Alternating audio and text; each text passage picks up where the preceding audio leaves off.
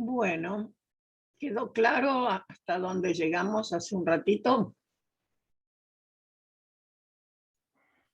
Sí, profe. Sí, profe. Bien. Sí, profe. Sí, ¿Ven la pantalla ahora? sí se ve. Metabolismo Sí, de se ve. disacáridos. Bien, entonces vamos a ver qué pasa con los otros hidratos de carbono que conocemos, aparte de la glucosa. Tenemos los disacáridos, los oligosacáridos, que no nos vamos a meter con los oligosacáridos porque no vale la pena, pero sí con un par de disacáridos que son importantes, y después con los polisacáridos que están tanto en los vegetales, es decir, en el almidón, amilosa y amilopectina, y celulosa, y en los animales el glucógeno. Esos ustedes los tienen presentes, que los vimos al principio del cuatrimestre, pero ahora los vamos a ver en metabolismo. O sea, disacáridos primero y polisacáridos después. ¿Qué disacáridos tenemos? Entonces, sacarosa por un lado. ¿Qué características tenía la sacarosa? Era, a ver, ¿me lo dicen ustedes? ¿Qué No era clase reductora. Exacto, no reductor. Bien, disacárido no reductor. Y entonces vamos a ver cómo se sintetiza esa sacarosa. De hecho, nosotros consumimos sacarosa y hemos visto que en el intestino había unas enzimas que se llamaban disacaridasas, ¿se acuerdan? No, no se olviden de repasar digestión, porque entra dentro del parcial la digestión. Sí, profe. Bien, muy bien. Entonces, ¿cómo se llega a la sacarosa? Estamos, fíjense que en un compuesto que no es lo que vimos hasta ahora, que era glucosa 6-fosfato. Esta es la glucosa 1-fosfato, que sirve como precursor para los disacáridos y además para los polisacáridos, como por ejemplo los componentes del almidón. La sacarosa, recuerden ustedes que seguramente lo vieron en biología. ¿Vieron algo de componentes de los vegetales? Sí, algo vimos. Bueno, la sacarosa justamente Sí. es un disacárido muy importante porque es el que permite el transporte desde las células fotosintéticas a las no fotosintéticas en los vegetales. Por otro lado, los dos componentes del almidón son los polisacáridos de reserva. Y la celulosa es el estructural, es decir, es el polisacárido que constituye lo que se llama la pared celular en los vegetales. De hecho, no es tal en los animales. Bueno, entonces, en todos estos procesos es la glucosa 1-fosfato que actúa, que es la glucosa activada, y tenemos un transportador de la glucosa, que es un nucleótido, que es el UDP. El UTP era la uridina trifosfato. UDP es uridina difosfato y eso queda unido a glucosa. O sea, la glucosa 1-fosfato con el UTP va a dar UDP glucosa. Y esa molécula es la que sirve para sintetizar, es decir, transferir la glucosa a una cadena creciente de polisacárido, por ejemplo. O bien, en el caso de los animales, en el glucógeno, y en el caso de la sacarosa, el aceptor es el carbono anomérico. ¿De quién? De la glucosa va a ser. Bien, entonces vamos a ver cómo funciona una síntesis, en este caso, de la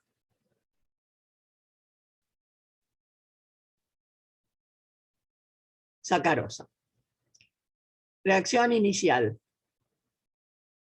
Dijimos antes que se necesitaba energía para entrar a un camino metabólico.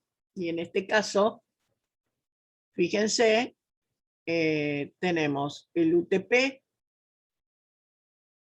y la glucosa. Glucosa que se va a unir al UDP, va a quedar la glucosa que inicia todo esto, es la glucosa 1-fosfato. Glucosa 1-fosfato, que con el UTP va a dar la unión en el carbono 1 de la glucosa, se va a unir al UDP, que es el transportador de glucosa. Por otro lado, tenemos la fructosa. ¿Para qué necesitamos fructosa? Porque la sacarosa, ¿cómo es? Glucosa y fructosa. De manera que se tienen que unir estas dos moléculas. Y la fructosa tendrá que ingresar con un poco de energía a través de un fosfato. Así que tenemos fíjense que acá tenemos una parte de la fructosa que no tiene fosfato y el otro extremo es el que tiene el fosfato. Bien, entonces, estas dos moléculas ahora se van a unir. Por supuesto que el carrier de glucosa va a desaparecer, que es el UDP, y se va a unir la glucosa a través del carbono anomérico. ¿A dónde? Al carbono anomérico ¿de quién? De la fructosa. Atención, esta fructosa tiene fosfato en el carbono 6. Y este es el carbono 1 de la fructosa. Entonces, carbono 1 de la fructosa, que es perdón, 2 de la fructosa, este es el 1. Este es el 2 de la fructosa, que es el anomérico, se va a unir con el carbono 1 anomérico de la glucosa. Se pierde el UDP, la molécula que queda sigue fosfatada, es la sacarosa fosfato, después se pierde el fosfato y queda la sacarosa como tal. Y esto es lo normal para la síntesis de sacarosa. Ahora, ¿se necesita la sacarosa para qué? Para circulación, materia prima de componentes celulares, sobre todo estructurales, como ser, ¿qué cosa? La celulosa. Otro disacárido importante es la lactosa. Y la lactosa, ahora hemos cambiado. La sacarosa es un disacárido vegetal y la lactosa, en cambio, es netamente animal. La lactosa se sintetiza en la glándula mamaria porque es el azúcar de la leche. Y ahí tenemos un tipo de enzima que, dependiendo de las circunstancias, puede catalizar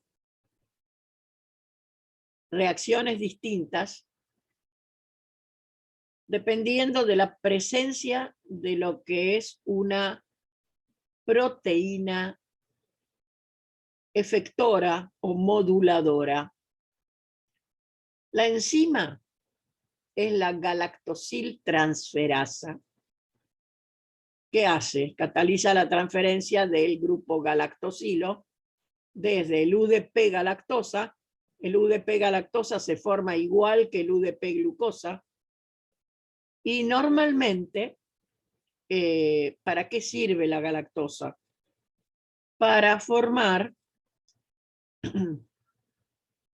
sustancias como la N-acetilglucosamina, y con la N-acetilglucosamina formar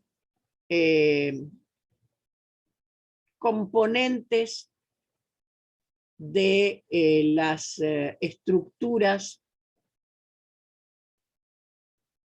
en los animales, en las estructuras que tenemos a nivel de los tendones, de los músculos donde están unidos al hueso, etc. Y además tenemos lo que se llaman glicoproteínas o glucoproteínas. Bueno, la enzima que permite la unión entre la galactosa y la glucosa es el aceptor de la galactosa.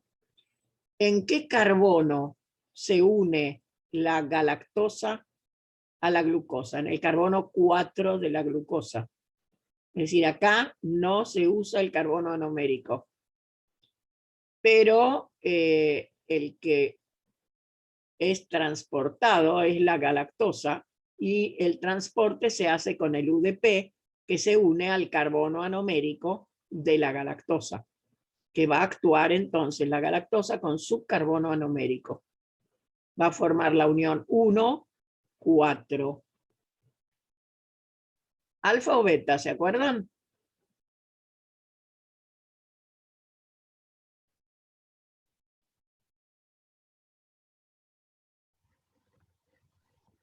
Para abajo, alfa. Beta.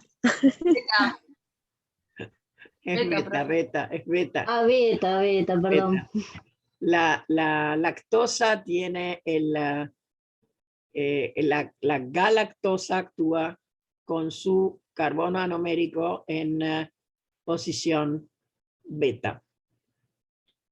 El carbono 4 de la glucosa no importa, pero el carbono anomérico de la glucosa tampoco importa, porque como no tiene nada que ver en la unión, entonces no importa si es alfa o beta. Todo eso se produce en la glándula mamaria. ¿Cuándo? Cuando empieza la producción de leche.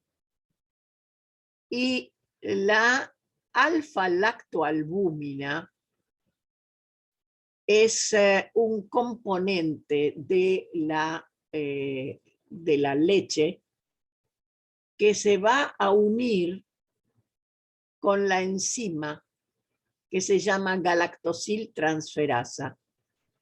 ¿Y qué es lo que hace? Le cambia la forma de actuar. O sea, normalmente se transfieren los grupos galactosilos de una manera. Y cuando está unida la alfa-lactoalbúmina, se transfieren de otra manera. justamente para formar lactosa es necesario que esté presente la alfa-lactoalbúmina. Si no, no se produce lactosa. Por esa razón, el proceso se desarrolla cuando la glándula mamaria está activa, es decir, después del parto.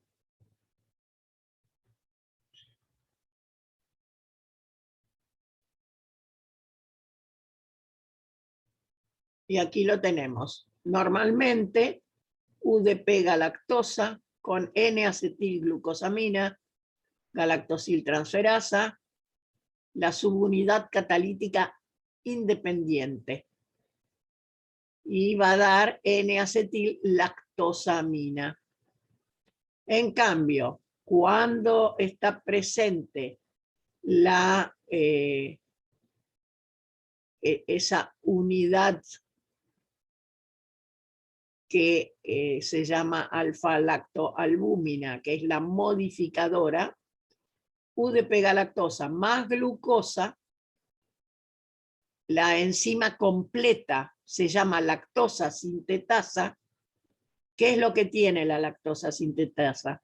Tiene galactosiltransferasa más alfa-lactoalbúmina. Son las dos subunidades. La galactosiltransferasa es la unidad catalítica y la modificadora es la alfa-lactoalbúmina. Y entonces, en esa condición que se produce, como dije antes, después del parto, es decir, cuando empieza a producirse leche en la glándula mamaria, ahí entonces se forma la lactosa, que es el azúcar de la leche. Es un caso particular de una enzima que normalmente actúa en este sistema, que es la galactosiltransferasa, y que en la glándula mamaria, cuando estamos presentes con la generación de las proteínas de la leche, alfa-lactoalbúmina es una de las proteínas de la leche, entonces se transforma esa galactosiltransferasa en lactosa sintetasa. ¿Está claro o más o menos? Pregúntenme lo que les haga falta.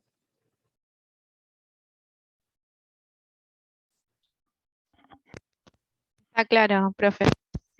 Bueno. Bueno, con respecto a los polisacáridos, ya es bastante más complicado. Y vamos a ver.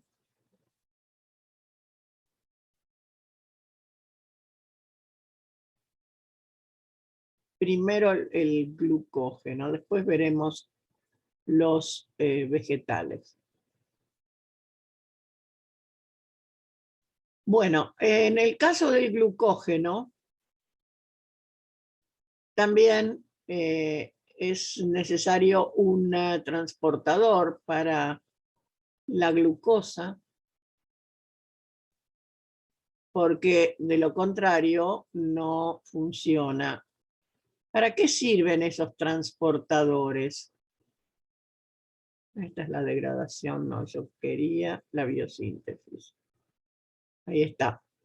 Entonces, se necesitan esos transportadores de la glucosa, que son nucleótidos de alta energía, porque necesita energía para formar la unión. Recuerden que el glucógeno son uniones 1-alfa-4 y la enzima es una glucógeno sintetasa. El proceso requiere la presencia de un pequeño oligosacárido que es cebador, es decir, iniciador del proceso. Entonces, tenemos el iniciador, que es un glucano. Recuerden que se denomina glucano a el polisacárido formado por glucosa. El glucógeno es un glucano 1-alfa-4. Y la enzima, entonces, es la glucógeno sintetasa. El donador de glucosa es el UDP-glucosa, pero el receptor va a ser ese pequeño oligosacárido, esa cadena corta, que si no está, el individuo está muerto.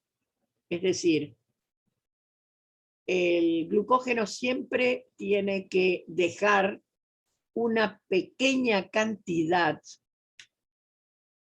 para que crezca el glucógeno, que puede tener un número muy grande de residuos de glucosa, pero que en determinadas circunstancias, si desaparece el glucógeno, el individuo no puede recuperar ese iniciador del glucógeno. Así que se necesita el glucógeno preformado, ese iniciador, cebador de glucano 1-alfa-4 o alfa-1-4.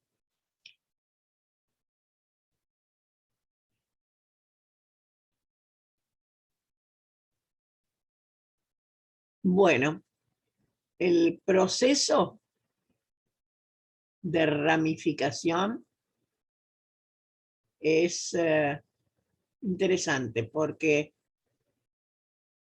no se ramifica en cualquier lado y en cualquier condición. La rama tiene que tener por lo menos 11 glucosas desde el punto de ramificación. ¿Para qué? Para que se pueda transferir un trozo de esa cadena a otra posición. Es decir, se forma la ramificación que va creciendo, creciendo, creciendo. Cuando tiene un mínimo de 11 residuos de glucosa, entonces 1, 2, 3, 4, 5, 6, 7.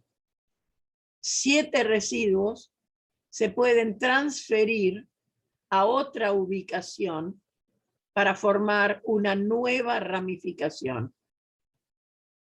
Ustedes ven acá que teníamos una larga y ahora tenemos 2 cortas, que por supuesto van a seguir creciendo. Que cuando llegan a un mínimo de 11, se pueden mudar 7 de esas glucosas a otra ubicación. Bien.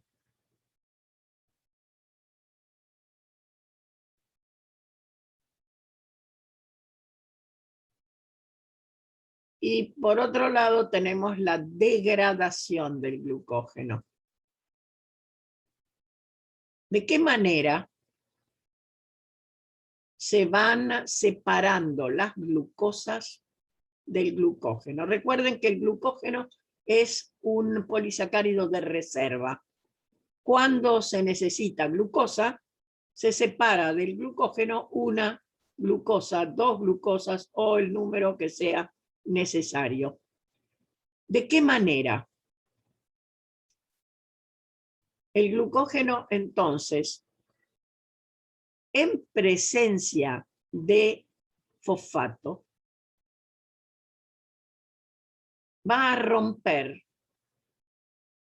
por supuesto con una enzima, que es la glucógeno fosforilasa, cataliza una reacción reversible, que, bueno, tiene ciertas características, pero fundamentalmente lo que va a formar esa glucógeno fosforilasa son unidades de glucosa 1-fosfato.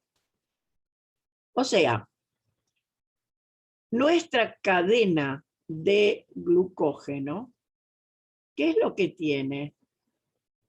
Tiene terminales, fíjense, esta es la cadena. Tiene terminales que tiene, aquí se unió el carbono 1 de la glucosa con el carbono 6 en la ramificación. Y estos son 1,4, 1,4, 1,4. Quiere decir que este extremo, ¿qué terminal corresponde? Un 4, es decir, no reductor. ¿Se acuerdan que dijimos eso para el glucógeno y para la amilopectina? Que eran justamente los terminales, eran no reductores. Por eso no da reacción ni el glucógeno, ni la amilopectina, ni la amilosa. No dan reacción ¿con qué? Con el reactivo de Fehling. ¿Se acuerdan? Bien, entonces, para romper esta unión, que es la unión glicosídica, entonces, y separar una glucosa, tiene que ingresar un fosfato en esta posición. Es decir, para dar glucosa 1-fosfato. Y esa glucosa 1-fosfato es la que sirve para hacer lo que se necesita a nivel celular.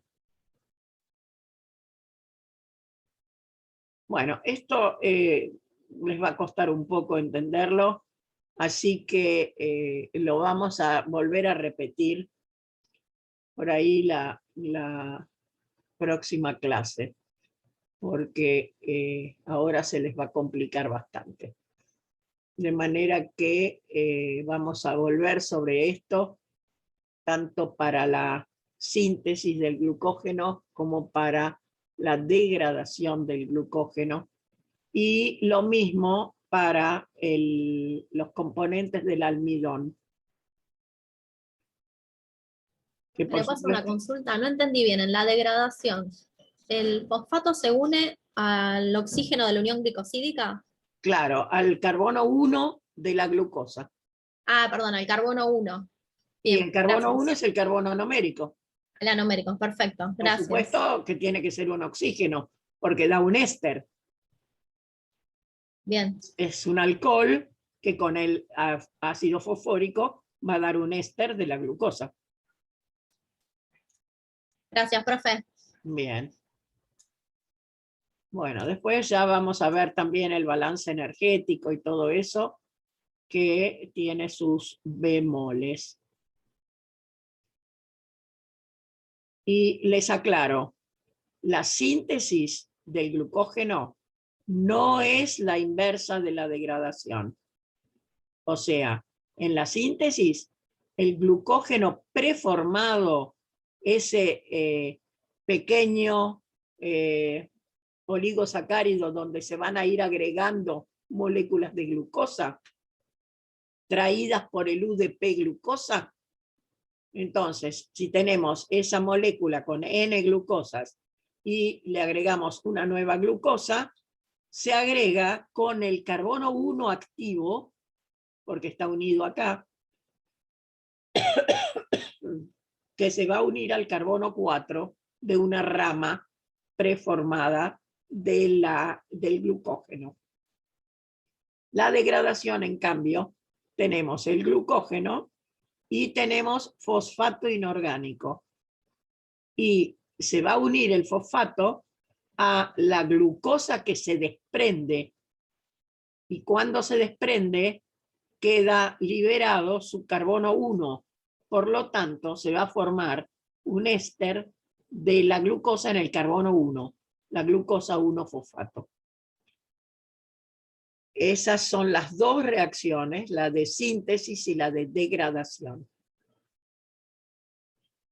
Bien.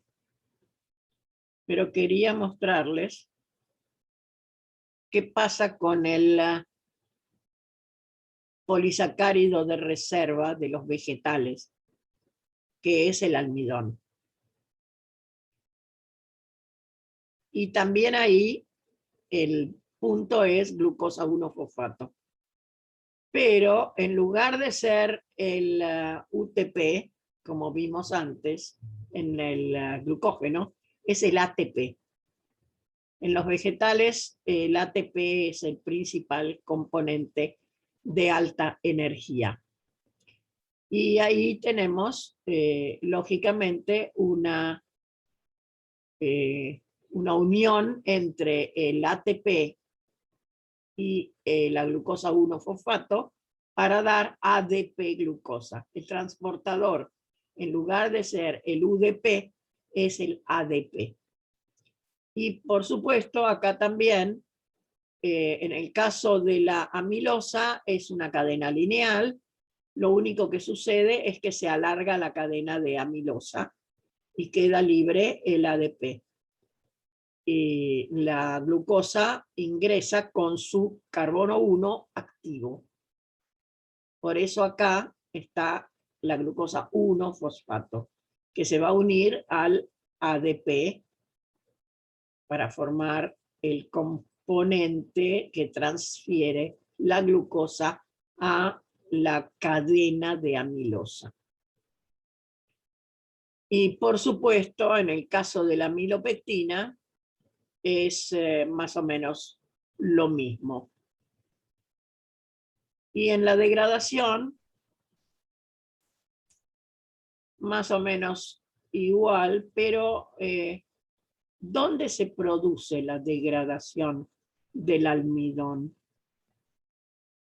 En el aparato digestivo, por ejemplo. Entonces, acá, no, esto es celulosa. Tanto la amilosa como la amilopectina son hidrolizados por la alfa-amilasa, que proviene de las glándulas salivares o bien es generada en el páncreas, y entonces lo que no se degradó a nivel de la boca se hidroliza en el intestino. Por otro lado,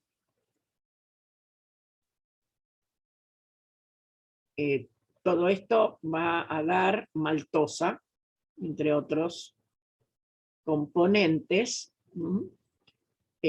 Maltosa es el disacárido de 2 glucosas. Pero cuando se produce la degradación del almidón que está en los vegetales, por ejemplo, en la cebada